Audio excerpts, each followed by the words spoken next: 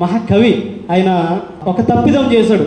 దేవుని యొక్క నామాన్ని ఎరిగినటువంటి వాడే, దేవుని యొక్క నామాన్ని రుచి చూసినటువంటి వాడే, దేవుని యొక్క నామాన్ని రచనల ద్వారా స్వార్థ ప్రకటించిన వాడే, కానీ ఒక తప్పిదం చేశాడు.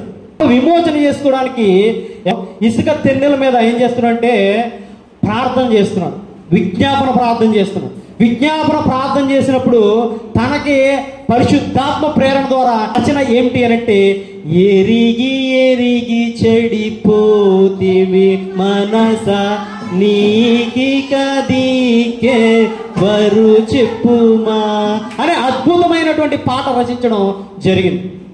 ఎరిగి ఎరిగి ఎరిగి చెడిపోతివే మనస. ఇశ్రాయేలు కానీ యోధవారు కానీ ఏం చేస్తున్నారు? ఎరిగి ఎరిగి దేవుని నామాన్ని ఎరిగి ఎరిగి కూడా వారు చెడిపోతున్నారు. మహాకవి పురుషోత్తమ చౌదరి రచించారు కాబట్టి ఆయన ఎరిగి ఎరిగి చెడిపోతివే మనస.